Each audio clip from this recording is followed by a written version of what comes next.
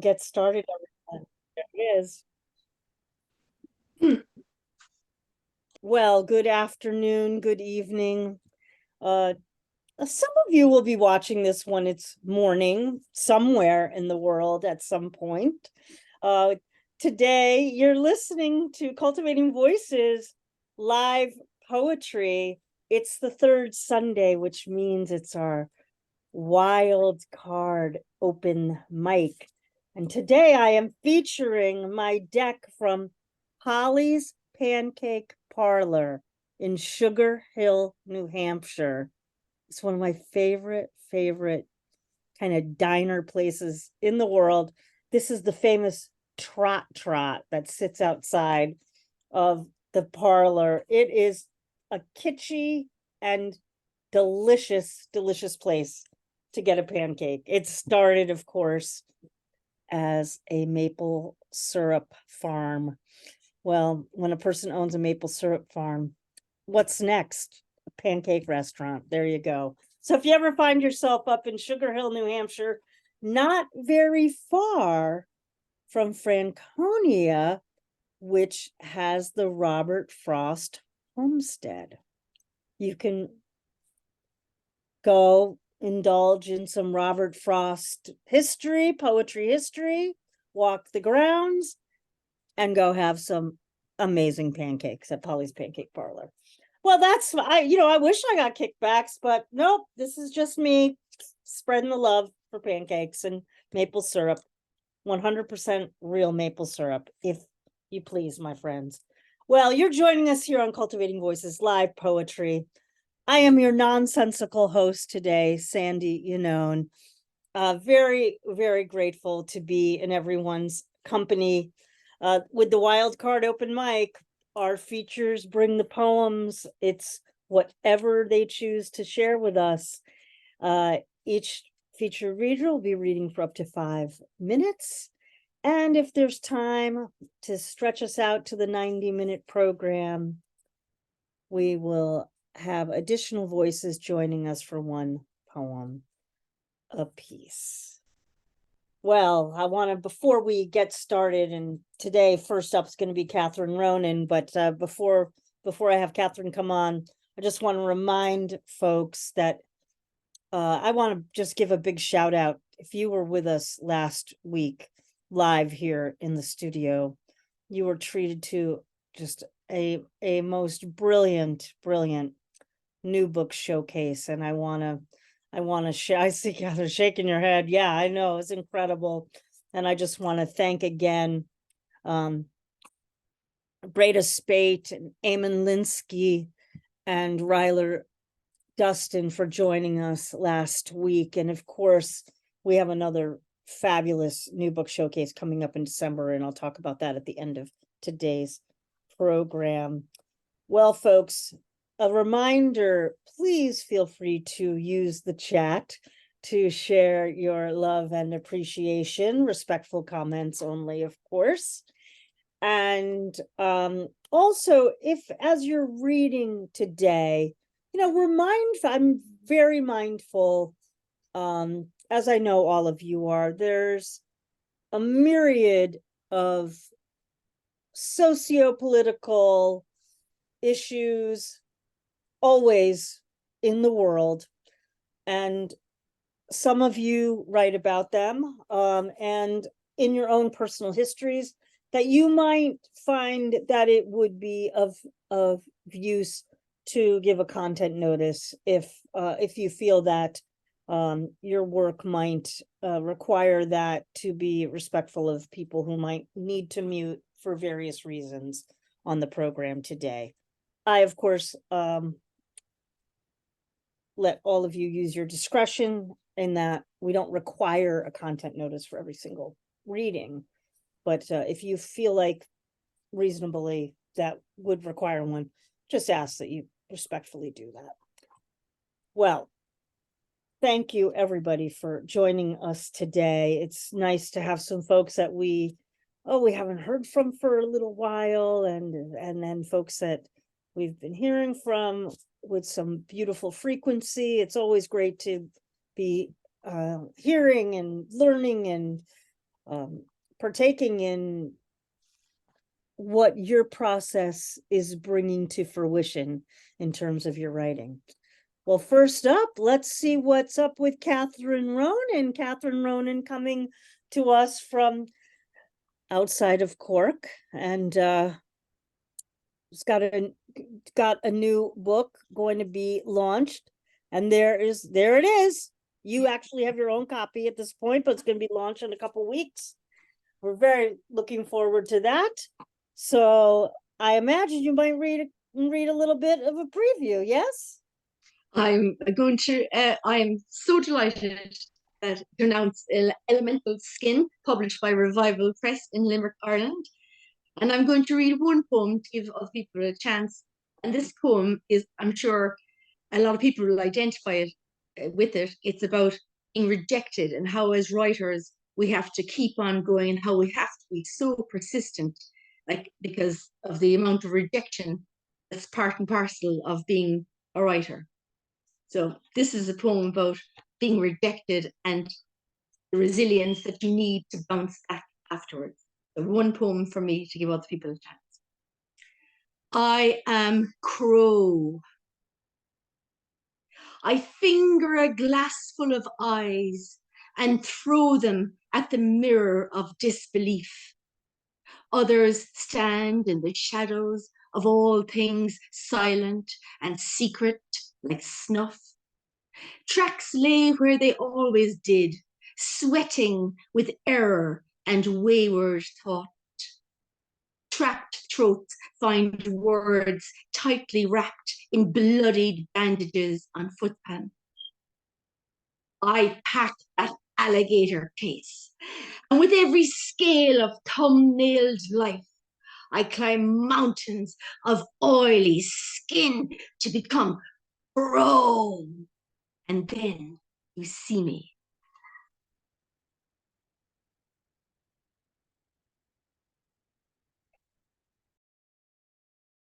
That's Catherine Ronan at your best, topping off the reading today, tonight for you there over in West Cork area.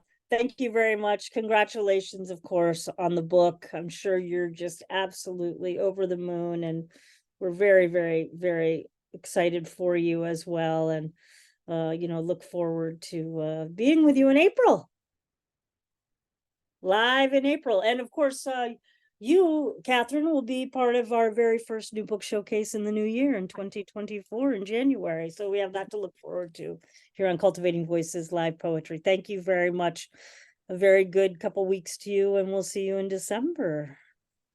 Well, next we hear from David Brydges, and then we'll be followed by Patrick Lodge. And David's braving some elements, I think, today a little bit in Toronto. Yes. I apologize. There's quite a bit of distractions in this outdoor cafe here in downtown Toronto.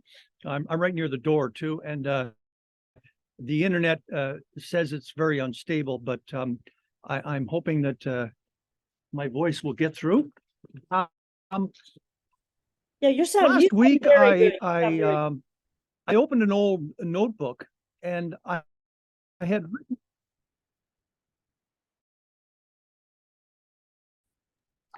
Now I jinxed him. Is it coming through? It cut out completely. Title of a book that I wanted to buy. It was called The Collect Works of Jim Morrison. Does anyone have that? I think it's just come out. You might want to. It's a little bit expensive, but I'll buy it later on. But I was going to say, David, you might want to put the camera off, because that might stabilize your mic a little bit. Okay, yeah. There we go. Sorry to interrupt. That sounds good. Open the doors. Listen, real poetry doesn't say anything. It just ticks off the possibilities. Opens all doors. You can walk anyone that suits you. Jim Morrison. In my city, the doors of possibilities were wide open. A vibrant vibe and sweet smell in the air. We sensed the friendly answer was blown in the wind. A wildness no sociologist could find a theory or book for. Conformity, that stale, inherited, be like me, parental scripts destroyed by desires to be just a freer bird on an endless wire. We rock and rolled until dawn decided to go to bed. I remember wearing black bell-bottom pants. Oh, sorry, a fire truck just went by. I remember wearing bottom pants to my grade 8 graduation ceremony, and it was a shocking fashion first. Our will to be weird triumphed over mainstream monochrome culture. Morrison was right when he said some of the worst mistakes in life were haircuts. His father, a rear admiral in the U.S. Navy, had a crew cut.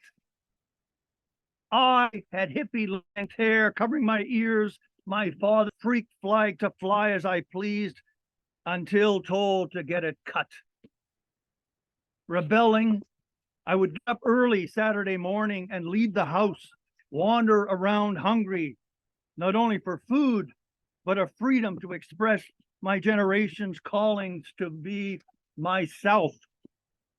This went on for weeks until Dad got up early, angrily handed me cash to visit Cam the barber, salivating at getting his clippers on my long locks. I hated to see that hair fall to the floor.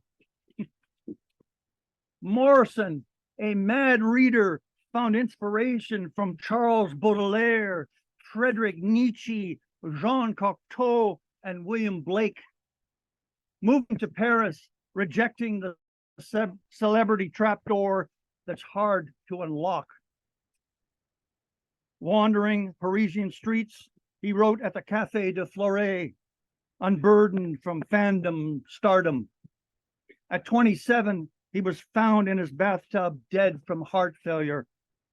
The excess stress of sex, drugs, and rock and roll had its toll. True to his own spirit, the poet prophet is buried in Père Lachaise Cemetery in Paris, rests in remembrance with the literary greats. French philosopher Regis Debray said the 21st century has an epidemic of walls. I still have the 60s spirit that continues to climb over walls. For on the other side is a strawberry fields forever where we can meet. In the end, some are born to endless days and some are born to endless nights, trying to light the night on fire.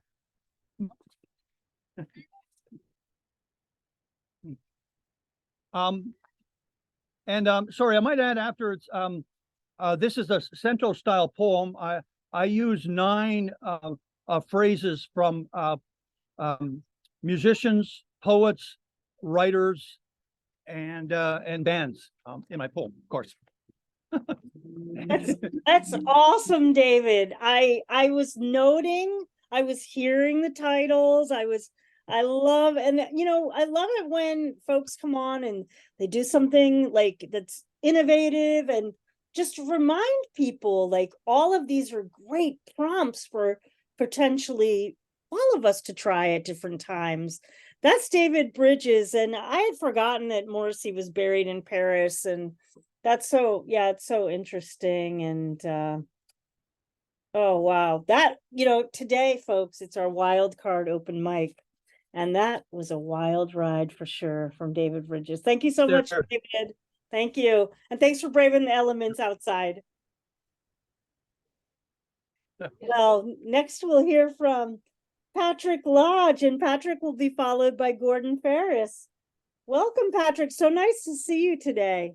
Tonight. Good to be here, Sandy. Excuse me. It's great to be here. Yeah. So I'll get to in my 5 minutes. The first one is going to be Eye of Shark, and I've been pulling poems together for a new collection, and so these are quite random in a sense. But this is called Eye of Shark. An Eye of Shark is an art installation in Lismore Castle in Ireland. It's by Dorothy Cross, and it's 12 baths that she took out of fields, which were used to water stock. And it's facing the 12 baths face a wall, and in the wall, in a little kind of sacred of sacreds, there's a shark's eye within a casket and a small reclaimed church window. It's a very powerful piece, and each bath has a scum line picked out in gold. And it's displayed permanently at Lismore Castle in a stable loft where past estate workers have scored their names on the beams, scratched their names on the beams. People like Whelan, Lenine, Driscoll, Barry, who they were, I don't know. So this is called Eye of Shark. It's a theophany, like it or not. You could spend your life trying to duck the limelight, stay in the gloom, just trying to get on with it, like Whelan, Lenine, Driscoll, Barry, who maybe saw the glory train coming to a Lismore loft, dark as a cleft in rock, hoped the luminous mystery would stay just that, leaden as their beam-scratched names. In truth, though, it's a cast iron cert that when the plug is pulled, everything is wasted. You can't keep your back turned. The light will seek you out, ravenous, like a shark sniffing blood in the water. There's no escape, nowhere to hide from the 360-degree eyeballing that sees all in black and white, an unblinking, providential stare, making all stark in its unyielding glare. Whelan, Lenine, Driscoll, Barry, maybe it was a relief for these pure hearts, chosen out of the shadows, reclaimed, bathed in uncreated radiance. See them in apostolic succession, rising gracefully as bathers emerging from a warm tub, all leaking auspicious light, beaming now, their inner alchemy a surprise even to themselves, snaking upward, transmuted, fired and flensed, nothing left of their earthly selves, the parting gift, a gilded scum line where air and water, flesh and spirit meet, where all become one. And the second poem I'll read is, again, another strange one. Putting this collection of poetry together, I realized that I'd gone off a little left field, so they're all peculiar poems. I should write some love poems to put in there, but never mind. This is called Requiem for the People of Doggerland.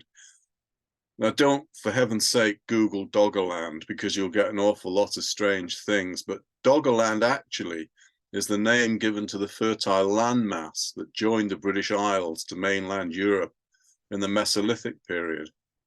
You could walk right across Europe from currently north of Ireland, right across on land, and it was home to a thriving population, but it was drowned by rising seas following warming at the end of the Ice Age, and it was finally inundated and completely buried underwater the North Sea by a tsunami which followed a landslip off the Norwegian coast about 6000 BC. It struck me that there was a message in this demise for us. So this is Requiem for the People of Doggerland. At least they wouldn't have known what lay ahead for their paradise of abundance. No way station to elsewhere. This was Heartland. Landscape animated by myth and story. Children cherished, ancestors evoked, buried cross-legged in grave, deep claim of earth. Maybe all observed, curiously, the sea's greedy gavotte, until the kiss on the shore was more teeth than lips, each tide subtly scalloping the strand, exchanging topography for a deluge of seawater, drowning all. The creeping surge purged the known world. Horizons became distant smudges, tokens of the bitter divorce of land from sky. No one could bank on anything anymore. These doomed relicts, chewing over stories of plenty, could only wait for the final slide out of the picture. No doubt they called on what gods they had, incanting the lost land, pressing deep into the peat bogs, pottery, antler tools, flints, practical objects, a warm sheen of use still on them, whose loss was deeply felt. Here, though, was a necessary prophylactic, ritual magic invoked against a lapping advance guard, against the ruthless insurgency of the rebel waves. They laid down their hope too, a precious child, dead, but coddled on a swan's wing, in hope that spirit might soar, blameless and pure, above their drowning world. They buried it tenderly, keening aloud, as if all knew they were losing this game, that this land, whose memory and future was only water, vanished from them, even as they sang. Thank you, everybody. Thank you. Oh, those are stunning, stunning new poems. I can't wait for your new book. I can't wait for you to come read from the new book. I mean, I guess you are reading from the new book, but when it's published, of course. Beautiful. Thank you. That's Patrick Lodge, everyone. Just wonderful, wonderful poems. Thank you. Well, another person who has a new book that's waiting in the wings is Gordon Ferris. And Gordon will be followed by Mona Zamfirescu. Welcome, Gordon. How are you tonight? Good evening. How are you? The book won't be out for a while yet. The publisher has taken ill at the moment, so it'll be another few weeks yet. Now, I have no material with me now, so I'm just drawing from my notebook. Two new pieces that I wrote between yesterday and today. The first one is called The Silver Spoon. The Silver Spoon was a small stream that we used to jump across when we were kids. So today I was reminded of a small stream called the Silver Spoon. A stream as a child I used to jump across on the way to Conquer Hill. A stream long gone underground, like a lot of our old beauty. It disappeared, becoming a thing of our past, a thing that used to be our every summer day. A vague rippling reflection in that flowing baby river. Today I was reminded of an ancient ruin in the center of a forest, transformed in our child's mind to a jungle in our war games play. All gone underground now, replaced by houses, factories, or places that generate finance. No place for wandering childhood escaping the adult world, or to hold off the demons that inhabit the grown-up world. The demons etched on the faces of all that have left their childhood behind and march onwards towards the shadow of respectability and responsibility. And the next one is called The Dog Sleep. The dog sleeps on the floor. I watch its breath rise and fall. Its paw jerks suddenly, a dreaming gesture, reassuring me it still exists. You're getting old now. You struggle with some things. You have to be helped into the car. You struggle rising from sleep. But when loved ones appear, you forget your pain. You love deeply, unconditionally. You would die for those you love. That's it. Thank you now. Tell you, my editor, Jessie Lendenny, love that poem. She's just a big dog lover. Oh my gosh. Salmon poetry. There's a whole anthology that she did just about dog poems. If you've not seen it, it's out from Salmon. That's Gordon Ferris, everyone. Thank you so much, Gordon. And yeah, just, you're patient. The book will be here soon enough. It'll be here soon enough. Very good. Well, folks, it's our wild card open mic here on Cultivating Voices Live Poetry today. And if you've just joined us and you're interested in reading, please feel free to put your name in the chat here in our Zoom studio. I believe we are onto our wait list. And for right now, it's back to our featured readers. And next we'll hear from Mona Zamfirescu, followed by Lenora Good. Hello, Mona. It's great to see you. Hi, Sandy. Good to be back. I have 2 poems for today, if I may. One I just read last night. It's a reflection palindrome. So I'm going to start with this. These pita pockets full of air, back in the day, we called them lies. I only have energy for dishes today, someone once told me. If you only have a crumb, you give a crumb, you give everything. The water is running hot over my fingers. The children are hungry, and I'm finding my feet in this absurd reflection. In this life of more or less, the calculus of nothing out of nothing is everything. Everything is the calculus of nothing out of nothing in this life of more or less absurd reflection. And I'm finding my feet in this. The children are hungry.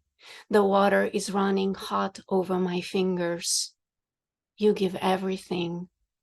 You give a crumb if you only have a crumb.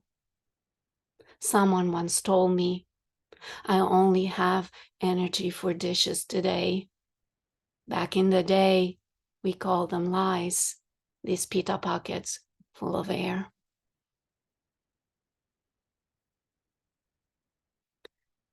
And my second poem, I wrote it as a letter to myself, so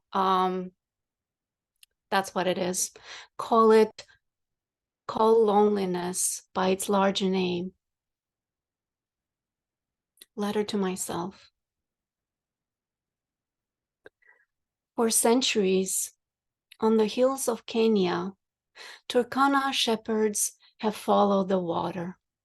Now, with drought, violence, and displacement, the cows, donkeys, camels, goats, and sheep are gone. Turkana language has a word for men without animals. Eke botonit, meaning no sense of purpose, erased. When asked about sadness, time after time they talk of loneliness. In the West, we think to find the cure for what ails us, we need to know the proper names for things. Call loneliness by its larger name. Call it, I no longer know the rough edges of my ancestral land, and I may never do. Call it, I ran away and I failed. Call it, I ran away and I succeeded. Call it erosion of a way of life, war against your kin. You think it's an enemy, but it's always a kin. Call it 8 billion people on a tiny blue dot living in 8 billion different worlds. Call it, my marriage failed. Call it, I brought a child into this world who does not want it. Call it, this is not what I wanted. The engine is stalling and I'm late for work. Call it, the engine is stalling. Everything aches and I'm growing old. Call it too little, too much, too soon, too late. Call it anything at all, anything you want. Call it what you want not. Call it one God too many, and call it no God. Call it, call it, call it. Then put your hands together on your heart if you must, and answer this call. Get on your knees if you must, and say, finally, I am willing to feel it all. Thank you.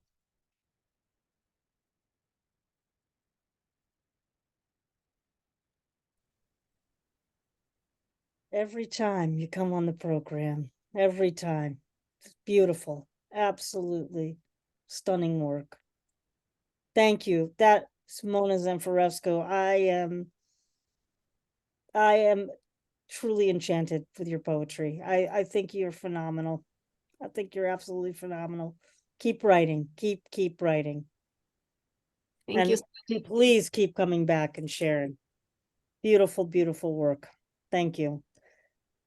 Folks, I like to encourage folks that have joined us, as a newer and are getting their feet, getting their feet wet and getting going. And I'm going to share a little bit. You've shared a little bit about your background and how you're leaning into being a poet now. And so again, folks, what a voice. And I love to encourage people. So, if you have friends that are just also starting out and wanting to come on the program, encourage them to come join us and read. And I will offer the same words of encouragement to anybody that comes on the show. I'm very, very grateful for your voice, Mona, and every single one of you here and all the squares here today. Be well, my friend. I'll see you soon. Thank you for those beautiful poems.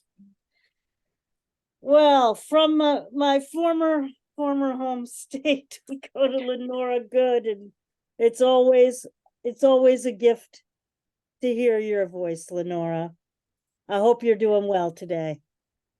Thank you, Sandy. I am, although I'm a little concerned about trying to follow Mona. Oh, what a poem, Mona. This is a true story that happened about 2 weeks ago. I dreamed him alive. For my elder brother of choice, Thomas Hubbard, 1938 to 2023.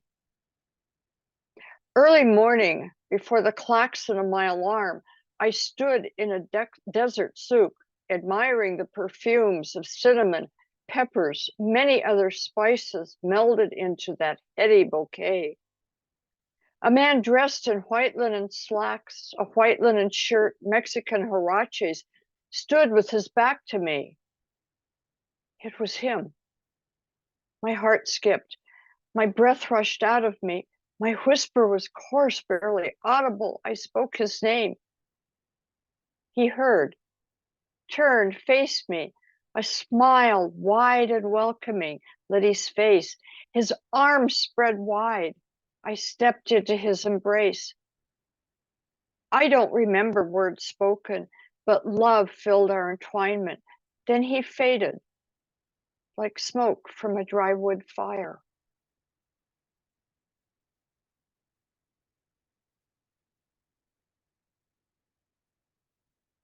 And this is one I wrote years ago, and I just dug it out.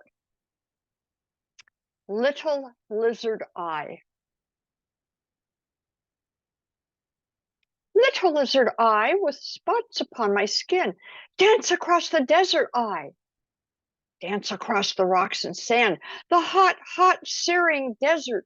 Bring dreams, eye, of breeze and shade and water cool. Bring you drink and joyous dreams, eye, to your long and solitary night. Through your long and hot, dry night, your deadly night, Dance across the desert, I bring you hot and burning dreams, I. Thank you. Oh, that's Lenora Good. Such great poems today. Thank you, Lenora. And I love your backdrop today. Thank you. That's my Is it a quilt? Yes. It's a Slava Ukraini quilt that I made for my girlfriend who was married to a Ukrainian. Oh, it's stunning. Thank you so much. Fabulous. You're so welcome. And you know, we are here. It's our wild card open mic, and as Lenora was getting ready to read, and a couple of you have already alluded to, you know, what's so fun about the wild card open mic is there's a freedom to just go into those notebooks that you haven't looked at for a while and grab something, read something that you've just, you know, created yesterday, and read something that you wrote 25 years ago. That's the true beauty of this format. Thank you so much, Lenora. And now we'll hear from Marcella Remund, who'll be followed by Michael Anthony Ingram. How are you doing, my friend? I'm doing great, Sandy. Thanks for having me and for doing this week after week. It's such an enriching and enlivening place to be. And having said that, I've been thinking a lot about war lately. So I just want to give a content notice that this is a poem about war. War Garden. Another hot day in the garden. Your people lean on sawed-off hose, guard a flimsy pea line. Our people don't eat peas, but we want them anyway. We hang back from the line with blunt spades stolen from a dig, prehistoric settlement built of hoes and spades. Both sides have time to kill. We all skim the same manual. Verily, I say unto you, blood won't make it grow, etc., etc. But who follows directions? Yours and mine, we pour it on, plow it under, 2,000 layers deep. A rich compost of elbows, inner thighs, backs of necks, schoolboy ankles. One of yours slips in the muck. In a clamor of implements, he's pinned, verdigris sundial nailed through his ribs. For a time, he waters our dead peas, your dry seeds, until he's just another mud-hard stepping stone in our crooked garden path. We're all just ticking gardeners, time and time again. Thank you. And this is another war poem. It's a poem form called a Fibonacci, which you can look up. It has to do with the number of words in a line. And it looks like this. Fibonacci, eternal. A bomb falls in the desert where two sisters cling to the hem of their mother's skirt. You say, God tells you how, where, when to drop the one that will finally bring us peace. The same God, the other side, tells them how, where, when to drop theirs if they want peace. The same God who says, what you do to others, you do also to me, God killers. And then, because I don't want to leave you thinking about war, a hopeful poem called Rapture. I'd like to say when I see red, I feel the fire and blood, the exquisite sacrifice of martyrs, bones shattered against the cross, or that ecstatic I feel a Pentecostal dove circled in flames, a light in the nest of my hair to anoint me with its post-ascension wisdom. But when our neighbor comes to the fence with a pot of red begonias, I remember how last summer you floated cinquefoil blossoms, scarlet stars in a cut glass bowl on the kitchen table, and this, red stars adrift in a sky of water, is all the rapture, all the blessing I need. Thank you. Wow. Wow. What a great set. What a great set, Marcella. Thank you for those poems. And folks, it's our wild card open mic today. And just heard from Marcella Remund. And you know, I've been thinking about all the different experiences we've endured together over the 4 years here on Cultivating Voices Live Poetry. So many atrocities and joys and everything in between. And poetry has continued to be our amazing life raft and unifier through it all. So thank you once again for that reminder that between war and peace, there's always poetry. There's always poetry. We'll see you soon. Well, it is always a great honor, privilege, delight, joy, gift to get to hear Michael Anthony Ingram. Of course, from the Quintessential Listening program. He is the quintessential listener, and grateful to see you, my friend. And Michael be followed by Harvey Soss. Right. Thank you, Sandy. I bring you greetings from Washington, D.C. I'm somewhat hoarse, so bear with me. I'm never sure if poems that are religious and or spiritual need a content notice. But this is one that I feel compelled to share. It's a work in progress. And the title is, I Can't Remember the Rest. Our Father, which art in heaven, hallowed be your name. Thy kingdom come, thy will be done on earth as it is in heaven. But I can't remember the rest.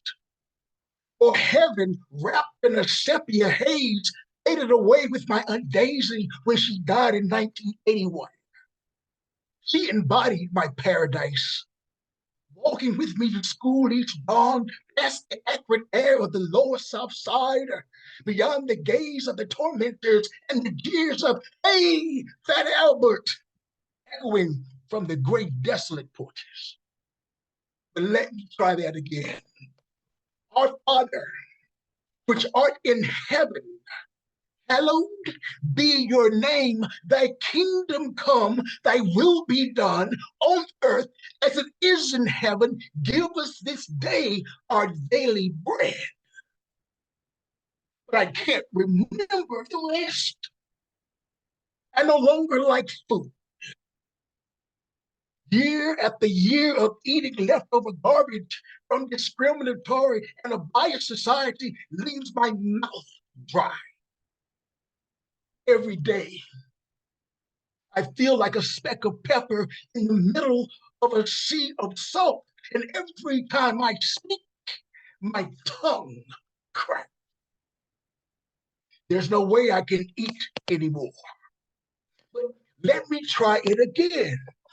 Our Father, which art in heaven, hallowed be be your name, thy kingdom come, thy will be done on earth as it is in heaven. Give us this day our daily bread, and forgive us our debts as we forgive our debtors. But I can't remember the rest. As I walk this terrestrial expanse, a place to rest my head eludes me. Evicted from my thoughts, the ground beneath me boasts colorless grass, and the sky resembles sunless moonlight.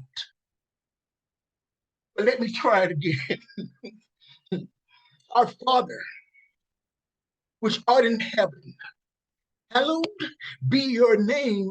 Thy kingdom come, thy will be done on earth as it is in heaven. Give us this day our daily bread, and forgive us our debts as we forgive our debtors. And lead us not into temptation, but deliver us from evil. But I can't remember the rest. It was early this morning. I put on my crisp white down shirt. I adjusted my red Windsor knotted tie, and I donned my beloved blue suit that I had cherished for many, many years. As I looked into the mirror, for what I believed would be a glimpse of success, I was astonished to see that my face did not bear a single hint of black. Instead, my face resembled a white document signed earlier that morning for the position I had been told was mine. This time, however, it was not rage that I felt, for I remembered that the Lord is my strength, my shield. I trust in him. I smiled into the mirror and journeyed. So let me try it one last time. Our Father, which art in heaven, hallowed be your name. Thy kingdom come, thy will be done on earth as it is in heaven. Give us this day our daily bread, and forgive us our debts as we forgive our debtors. And lead us not into temptation, but deliver us from evil. For thine is the kingdom, the power, and the glory forever. Amen. Thank you. Wow. That is Michael Anthony Ingram, everyone. Wow. I remember now, I remember now, you are a performer. You know how to deliver the poem. Thank you. That was honestly, that was genius. I love that. I love that. But I can't remember the rest. I know I can't. I can't either. Well, you have a lot of people now who will help you remember. Okay. It will help you remember. All right. Thank you. Peace, my friend. Peace, my friend. Well, we go from DC just a little north, up the Atlantic seaboard. We get to hear from the Artful Dodger himself, Harvey Soss.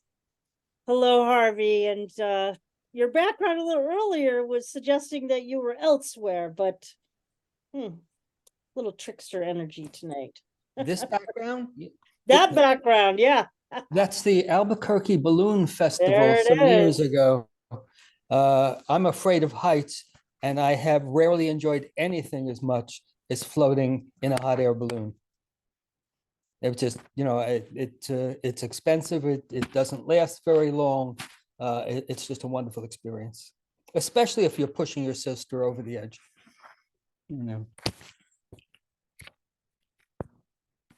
I thought I caught her first bounce, but I wasn't sure. But at any rate, this is having been duly converted by our last poet. This is something for or to Sylvia Plath. It's called Dear Sylvia. Can you hear me, by the way? Okay. Dear Sylvia, I fear my letter might have arrived too late, my good advice having been returned to sender for want of sufficient postage. Addendum penciled on the flap of the resent envelope. Pull your head out of the oven sill. Self-injury only diminishes your worth. You have children, responsibilities, and work to do. Yell, scream, throw things, but not this. Take an advanced degree in judo or karate and beat the crap out of rivals in the dojo. Tie kick love's can around. Join MMA. Make poetry a combat sport. Choke out your husband's custody mistress and stuff her in the oven because, as Pillsbury boasts, nothing says loving like something in the oven. Get that bitch all crusty so her skin peels off at his every touch. After 20 minutes or so at 350 degrees, their romance should be done. Let the craggy, square-jawed Mr. Hughes, leonine in aspect, chew on that one. Much as we are certain to adore this new gingerbread you, warm and generously iced, a figure both likable and shareable, perhaps you might take a moment to reflect on how difficult a glazed poetess might be to digest, especially for young tummies needing to be nurtured and fed by their mummy. Consider Nicholas and Frida, your son and daughter, those who depend on you and have suckled at your breast. To them, you will always be that phantom umbilical cord they feel attached to, a source of contentment and resentment. Suicide, according to most nutritionists, while ideational, is non-nutritional and shouldn't ever be on the table. Bake your demons and frost them if you must. Serve them up at a tea party with finger sandwiches, cucumber and salmon as befitting your English connections. Just deep freeze the histrionics, please. Ziploc and throw them out with the dog poop. All that bourgeois about inevitability of early death, it's in the family, blah, blah, blah. Fill in your fault lines with Gorilla Glue or epoxy. Duct tape your tear ducts. That stuff is amazing, a lifesaver in the event of a breakdown. Have a martini or two, olives optional. Tie one on as a tourniquet. You're entitled. Move, damn it, or divorce. We all do it. Show a little pluck. Did I mention you have children? Stop hoboing this train of thought to nowhere. Get a room, a set of rooms, with a point of view. All new appliances. GE, Westinghouse, hot point. Nothing gas, something electric. And then we move across the world to another poet, Li Po at the Western Gate. Seeing the women pass with wicker baskets on their heads, he is reminded of home and a simpler life. His mother beating clothes clean on a flat rock by the river. His father coming in late from the fields with dirt stains on his knees. Days that lasted just long enough and no longer unburdened by issues of state. Sun, moon, stars, a daily processional. Like women with wicker baskets on their heads at the Western Gate. So, them's my two for the day. There I am, unmuted. Thank you. That's Harvey Soss, everyone. Oh, do I have time to make one quick announcement or not? Oh, go right ahead. Okay, I should just note that, you know, I will try and I'm using an iPad, so I'm gonna try and post into it, but if not, then I'll do it on the Cultivating Voices site. That I'm going to be, Artful Dodgers is going to be inviting you and I'll be hosting a hybrid reading next Saturday, the 25th, from 2:30 to 4:30 at the Brooklyn Heights, New York Public Library.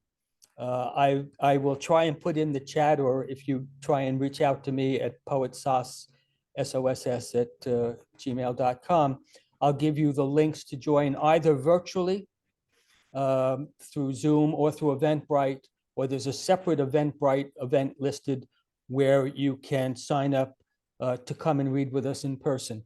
So this will be the first one, hopefully, of several that I'll do over the course of the year. But I hope that some of you will make it to us. Thank you. Oh, so cool. Thank you. And thanks. A great reminder and a great segue also, Harvey, for me to remind folks. Also, feel free, if you are the curator of a reading series, whether in person, virtual, or hybrid, feel free to let us know in the chat. And of course, feel free to also post on the Cultivating Voices live poetry Facebook page. We definitely want to, hear your news about your upcoming events and things that you're out and about doing or hosting in the service of other poets. So thanks so much, Harvey. Be well. Thank you. Well, next we go all the way back across the west coast of the states. Hi, Thomas.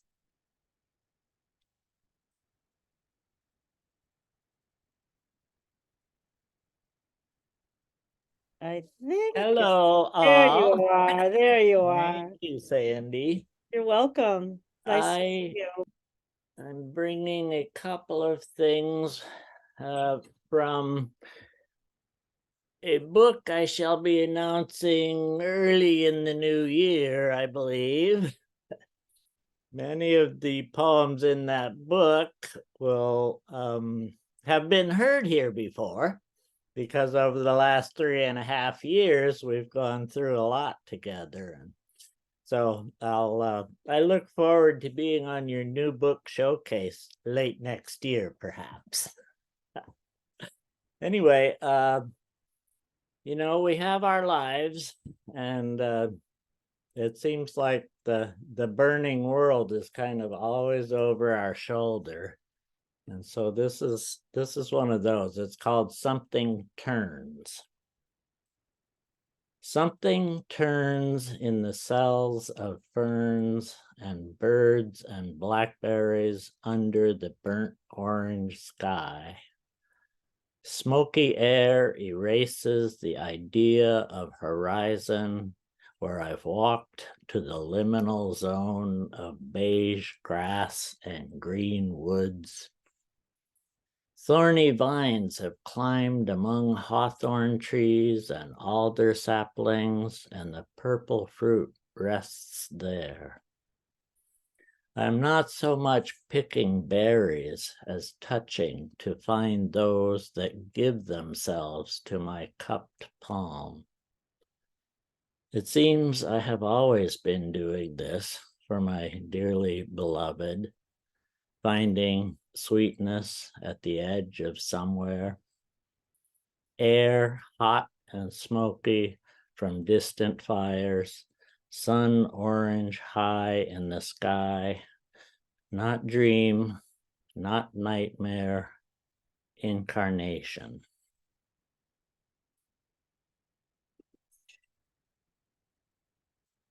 And then from the foggy world, my second of two, knowing sleep will not come again. Though the windows of my bedroom remain black and blank, I draw my body from the warmth where you are not, still not, always not, and leave the lights off.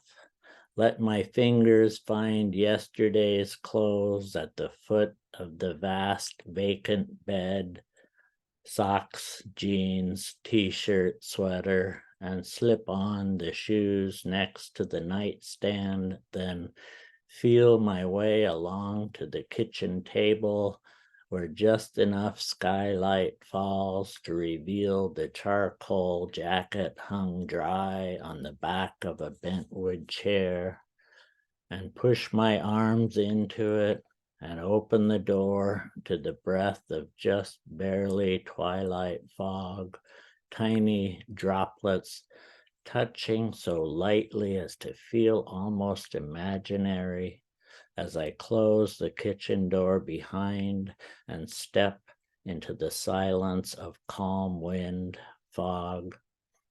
A couple scuffs of steps whisper on concrete before the crunch of gravel underfoot, before the soft path under fir trees where fog drops land tick and tap upon late winter maple leaves.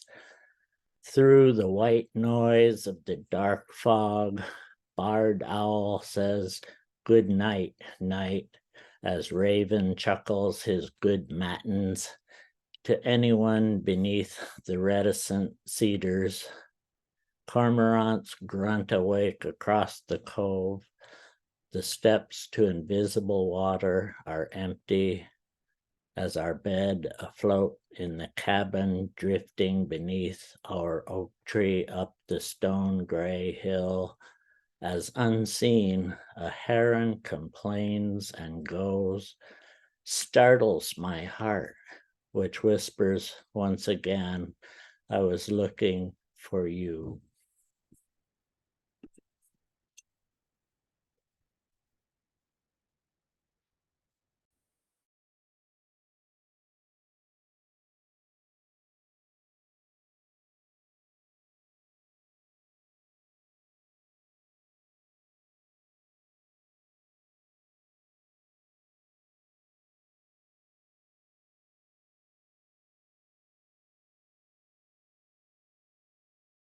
I've been muted. I was muted. Oh my gosh. I was saying, first of all, thank you so much for the poems. And I really can't, I'm so excited for your new book. And I can't really wait, but I will. We look forward to that announcement soon. Oh my gosh, it's so exciting. All right. Well, next we'll hear from Jennifer Elise Wang, followed by Love Infinite, and then we will head to the waiting list. So for our last two features. Hi, Jennifer. I'm so glad you're here today. Yeah, I'm glad I could make it this time around.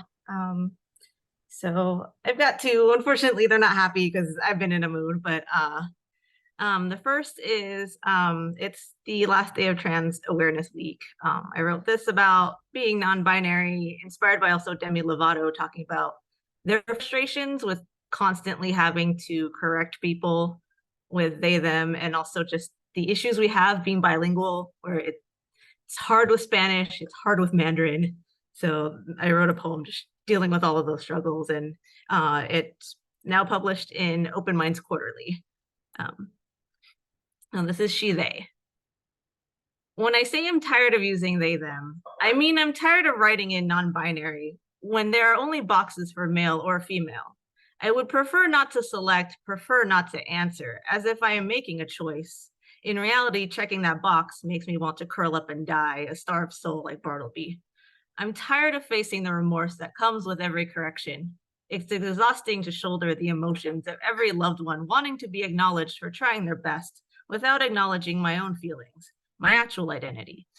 I'm tired of looking to other languages so I don't need to confront he or she and finding that I must choose between the o ending or the a ending, or that the words spoken are gender neutral, yet I still have to write girl in the logogram of my pronoun if I don't want to accept the default masculine.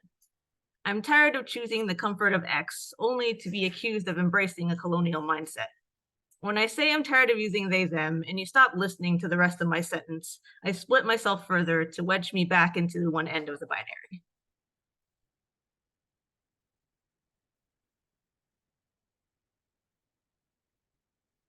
And my second one was written several years ago, kind of at the height of the Black Lives Matter protests. Unfortunately, it's still kind of relevant to now. It's about Thanksgiving and dealing with family. So content warning about, I guess, like bigoted opinions. So there's mentions of homophobia, misogyny, racism. So this is Thanksgiving dinner. We begin by saying grace. I try to follow, but my own words take over. Dear God, do you really hate queers that much? Amen. The squash in front of me reminds me of everything we stole and continue to steal. The water, the land, the culture. Their gourd has been bastardized by spices, then pureed or extracted to add to cookies and coffee, consumed by my sister Becky with the hair she tried to twist into locks. I look at the apple pie and see brown hands that picked each fruit, perfectly ripe, but now bitter in taste with the memories of families torn apart. Sugar only adds to the astringency, evoking images of Black lives that didn't matter then and don't seem to matter now. My father reaches across the table over my plate to grab a roll. My brother follows suit, and nobody protests beyond a comment about boys. They never ask, only take. Mashed potatoes seem safe for me, white and plain, but the gravy resembles a stain, a contamination that contrasts the clear glass of water, bottled and sold to benefit billionaires. I choke on the stolen liquid as I try to dilute the bile rising in my throat. I see blood in the cranberry sauce and forced assimilation in the stuffing. My mother cuts me a piece of turkey, and I cannot tell if it's brined by tears of protesters or of mourning families or of my own privileged guilt. It's too much, so I excuse myself from the table.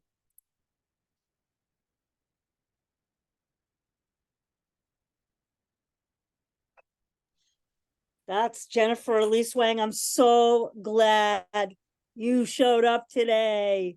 Yes. Thank you for giving voice to Trans Awareness Week here on the program. And I too was thinking so much as we're coming onto the program, being an international program, not everyone in the States celebrates Thanksgiving either. But it's a very, very fraught holiday. There are some use the word holiday. So again, I appreciate you speaking truth to power today with the poetry. Thanks so much, Jennifer. And a lot of folks appreciate that as well. Thank you. We'll see you next time. Well, our final reader for our featured readers today, I believe we do have a couple folks on the wait list. We'll definitely get to those voices today, is Love Infinite. And I'm so glad, Love Infinite, you've returned back to the program. You had such a fabulous debut here, and I'm really looking forward to hearing what you have to share today. Thank you so much. I'm having such a difficult time choosing in between poems. I am choosing in between two rejected poems that I submitted for publication. We're aliving them. But it's hard for me to decide. But should I choose the first one I chose or my second choice? I guess the first. I think I'll go with the first since it was the first choice. And that one is called Bastet's Disaster, Destruction, and the Denouement. I'm a huge, complex mess of iridescent yarn in a cosmic cat's paws, looking to make sense of the expanse of Como's fabric that feels like my infinite, interminable world, tangled and coiled and eternally correlated, unfathomably connected is every isolated thread that twists and folds languidly into the next. I love my mundanely prosaic mess so dearly. I want to read it bedtime stories of hope and infernal possibilities, presently unfounded, dolefully untold, and regretfully unlived, resurrected, recovered, renewed, and restored beyond past glories, unpracticed, unrehearsed, improvised, but not yet performed. Still magical is the natural disaster that tears through the town unanimously, beautiful mess of tsunami and trauma that carelessly cascades through cities, as chaotic and as turbulent as the hurricane that knocked the power out of the temporary 2-bedroom tower I sweated through profusely, kitchens and all. On Dolphin Street in Mobile, Alabama, I called a dirty carpet home, sufficiently soaked in the heat of my ancestors' dreams and the sultry sun that clawed at their backs and necks, deepening the pigments of their skin into dyes no wool, nor cotton, nor silk could ever wish to imitate.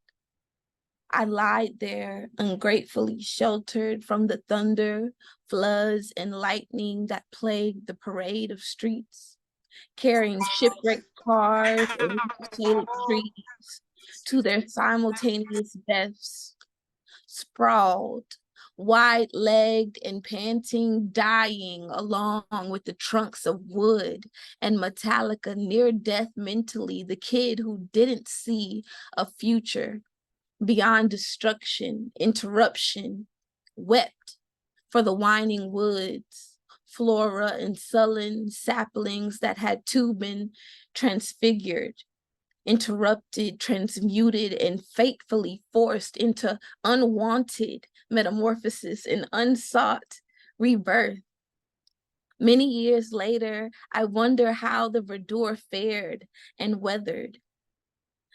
They too saw life as a box of curio, cataclysmic chocolates, never knowing what we will get, but incessantly determined to find a way to love, appreciate, and acknowledge the defining defeats, the devastating depths and destinations of all we defiantly weathered, clawed, and grew through. The tadpole, now turned frog, prayed their habitat had found haven in hellfire just as well. Thank you. That is Love Infinite, everyone. And I jumped the line a little bit, but what's beautiful today is we have 2 folks on the waiting list. We have 90 minutes. Please, I'm going to say, we usually say 1 poem on the wait list, but feel free, because Kay was really our final featured reader. I skipped the line. I'm so apologetic. Please take the 5 minutes if you need the 5 minutes. And Kashiana, of course, also feel free to also read for up to 5 minutes as well, because we've got the time today. So those 2 will close us out for today. But I want to say, before I invite Kay to unmute and read, I want to just say to Love Infinite and to really everyone here, and this takes us right back to Catherine Ronan right at the top of the hour, reading a poem about rejection. You know, with any poem that we write, when we send it out, the rejection is part of the thing. And it's really never about us. Just keep sending your work out.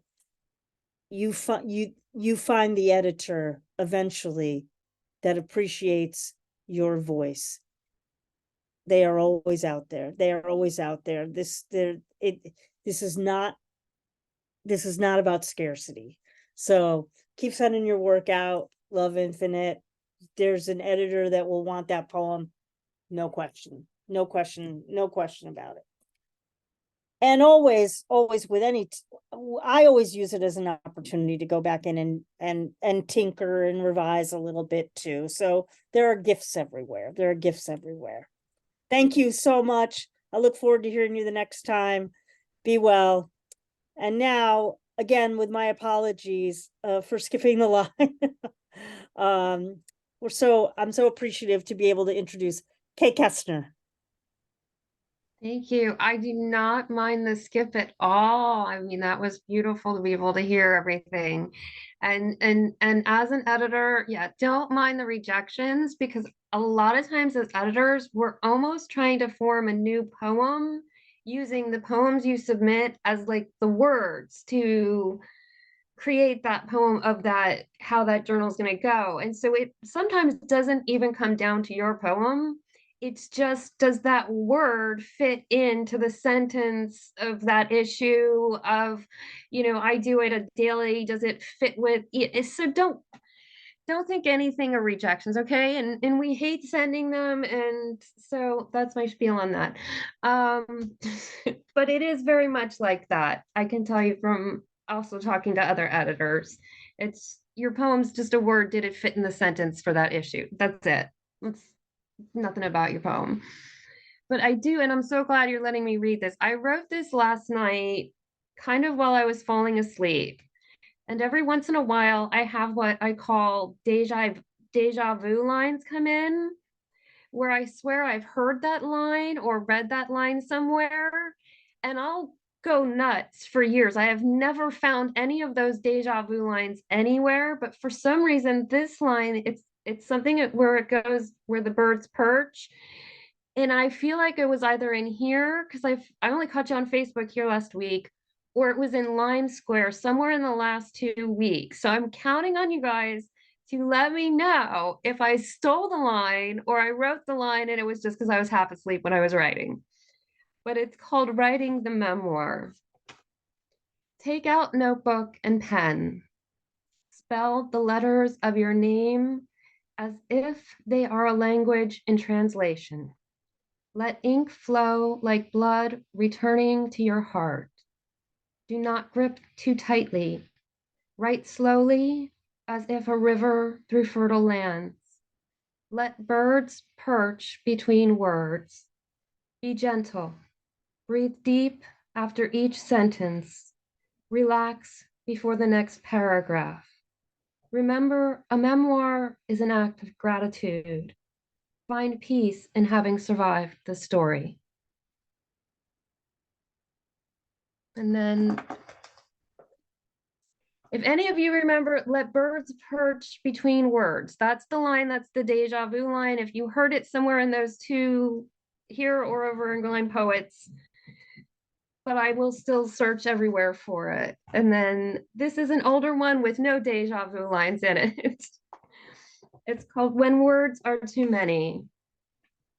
He gives up the words to find the music, the meaning beneath them, holding the tongue, but not the breath, the contact, the connection, without subtitle, without sound. He does not need to be heard, only seen, present tense, an existence able to be spoken of, something with breath, wanting what only the poets confess, to be recognized as alive. He thinks we are losing each other with these words. We are. Thank you for letting me share that today. Oh, fabulous poems. That's Kay Kestner, everyone. And I also appreciate your editorial gratitude, that sharing that about from the perspective of an editor, what it's like. And we're all in this together, aren't we? We're all in this together.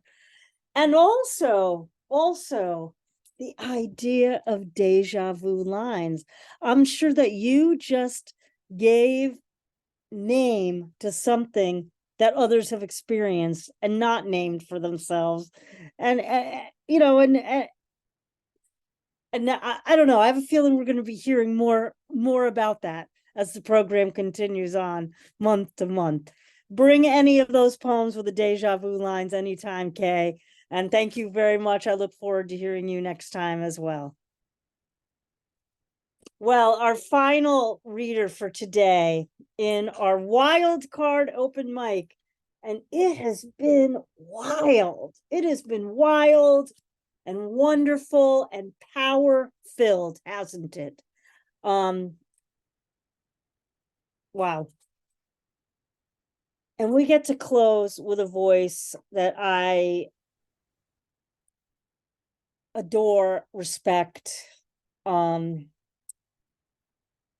I'm absolutely thrilled that we get to close today with whatever Kashiana Singh is going to share with us today. Wow, how grateful am I to have you on the program today and that we get to hear some of your work. Thank you. Hey, Sandy. Good to be here again, and what an evening as always. I did not plan to be there today, but as I was listening, and of course, every single voice, thank you, thank you, thank you, thank you. I'm going to read from my new upcoming collection, Witching Hour, which just got selected with Glasslyre Press for next year's release. Thank you. The first poem is called Hubris. Second, just pulling it up. And here's how it goes. Like Dickinson's spider, could I too thread my hours into lace? Spinnerets of strands offered to the wind?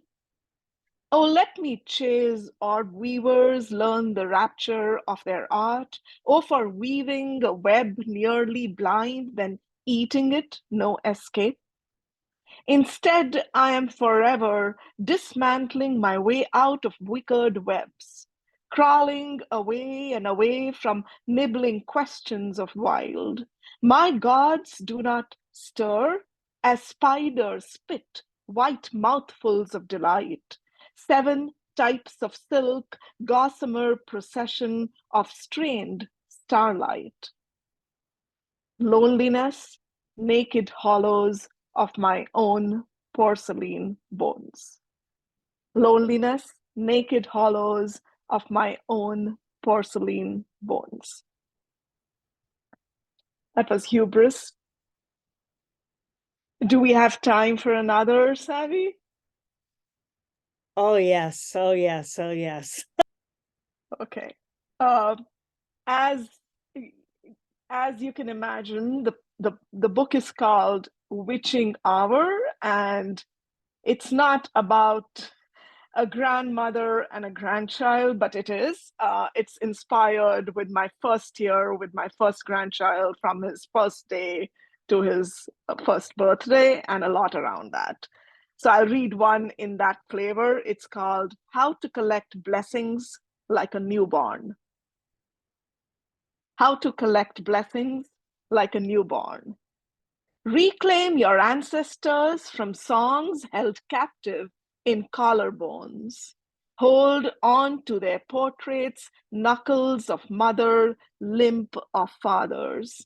Soak in crushed sunlight pods, save specks for a weary winter. Permeable skin of just blossomed dandelions, the seconds when you were a butterfly's wings. Wake to the poise of a turquoise sky, dreams of forgotten winters, smaller than the ego of a rat. Always curve towards the earth, become a window you stare out of, find facts, follow evidence, read about Nico Mararo, be a student of prudence, catalog obsessively. Dance too. Learn a string instrument, whisper, sabr, sabr, sabr, sabr. Bury poems with my body, paint your walls turmeric yellow, look for fungi inside tree trunks, follow chants, own a tingsha bell, listen for its chime in the cracking thunder of night. How to collect blessings like a newborn. Thank you. Thank you. Thank you so much. That's Kashiana Singh. It's so great to hear about your new collection. Wow, we've heard so much. You know, there's so much difficult news around the world, dare I say. I don't even like to call it news that we're hearing. But today we heard so much good news about poetry from so many of you about your new collections. Glasslyre. Sandy. Great press. Yeah, Kim, we're good. I've got Jacki Slagle going to be our last poet. Thank you. Thank you so much. And so Kashiana, congratulations. And I'm thrilled. Folks, if you are here on the program and you're hearing about these new collections from our members, and hopefully, of course, we'll be able to bring you a new book showcase with them. But some of these folks already have previous collections. We are so graced with incredible poets here, all around these squares here. So I encourage you, if you've heard a voice of someone today that you hope they have a book, it's very possible that they do already have a book. Look them up. This is the time. This is the season of giving. Although I say every season is a season of giving when it comes to poetry. Well, in that spirit of giving, let's hear one more poem for today to close out the program with Jacki Slagle. Good to see you, Jacki. Sorry for a little bit of the, the little bumpy ride here today. No problem. I arrived really late, so it was okay to lose track of another add-on. So I live in Pennsylvania, but on the Great Lakes. And I'm really into geography. So this is called Bootlegger Ancestry, referring to the Prohibition. We love our local heroes, the valiant souls that bore wind and waves and open watery expanse for us, for our thirst, for freedom. Europeans can drink almost anyone under the table. It's the legacy of oppression, of colonialism, because alcohol has caused evolutionary adaptation to toxic water.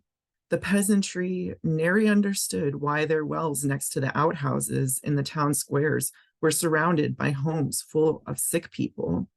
Still, industry and servitude dragged on. Beer break, 3 per shift. The fermentation was how we survived our toxic environmental creations. Our sewage-laden liquid necessitated drunkenness. The new colonies became especially cunning with their obsession with fire water. Their endless cravings never skipped a beat when the 18th Amendment hit the street. You know, humans have always used this narrow crossing, once long referred to as the neutral sea, honoring the neutral nation and their neutral queen. The empires of the Haudenosaunee and Anishinaabe met on these shores, the Seneca and the Mississauga. Their worldview meant everyone came together at these sacred sites, at biodiversity hotspots, and collaborated to thrive for tens of thousands of years. I like to imagine the indigenous forebears only used this geographic advantage for good, to ship off edible species from the ancient peninsula to whomever agreed to peace. I don't care to imagine how the invading waves of colonizers chose to use this diverse and freely accessible route. Most assuredly, attempts were made in the vein of patriarchy, profit, politics. All I know is by the time my wretched immigrant ancestors arrived, exploitation was the norm. The start of the 20th century, the roar of the Industrial Revolution, coal mines, factories, railroads, extinct species, overworked and sick families. The kids were always on the job in my ancestors' eyes. Got to get bread, keep the operations in full swing. Nobody had more tool shops and manufacturing establishments. The rubble left behind by the defunct companies are a predominant feature here, quite different from the rusty wreckage being left behind by modern industrial capitalists, the rubble of our ecosystems.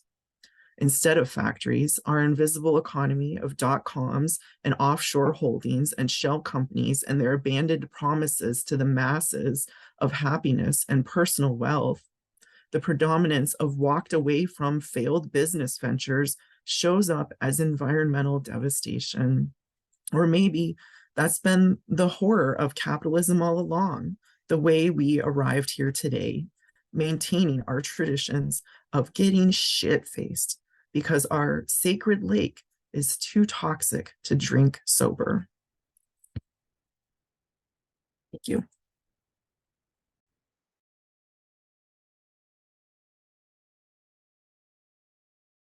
That's Jacki Slagle. Wow, that's a powerhouse of a poem. Thank you for bringing it to the program. And folks, that is our program for today on our wild card open mic for November. At the top of the hour, we heard from Catherine Ronan, David Brydges, Patrick Lodge, Gordon Ferris, Mona Zamfirescu, Lenora Good, Marcella Remund, Michael Anthony Ingram, Harvey Soss, Thomas, Jennifer Elise Wang, Love Infinite, Kay Kestner, Kashiana Singh, and Jacki Slagle. Folks, would you please unmute and show your appreciation for the wildness that was our wild card open mic today. Thanks, you, everyone. Really powerful. you. Power filled. Thank you. You got to hear a little bit. Congrats, everyone, on your books. Indeed, indeed. Well, folks, as we close out this program, I'm sure that those of you joining us outside of the United States, you know, we're heading into a holiday weekend here, or a holiday week, and there are myriad ways to celebrate that day on Thursday. It has many names and it has many faces, and I hope that those in the States, you spend that day with your beloveds as you choose to, and we will see everyone back in December. We will be closing out the year with some fantastic programs. We begin the month of December with our Poets Focus on lighthouse is the word. Lighthouse. Bring it, bring whatever those words conjure for you. And our new book showcase is going to be spectacular also. In fact, featuring one of the poets, Sue Ellen Wedmore, whose book is called A Fixed White Light, poems in the voices of all women lighthouse keepers. She'll be joined by Lana Hechtman Ayers and Joanna Clarkson, as well as all of you in the audience. And we will close out December with our holiday poetry open house, or as I affectionately like to call it, Ho-Po-Oh, our Ho-Po-Oh reading. So I hope you'll be joining me back here in December, and just a few days. The Sundays roll quickly. Be very well, everyone. Take very good care. Thank you so much, everyone, for bringing the poems today. And as I always say, and genuinely mean, please take very good care of yourselves. Take exceptional care of your beloveds.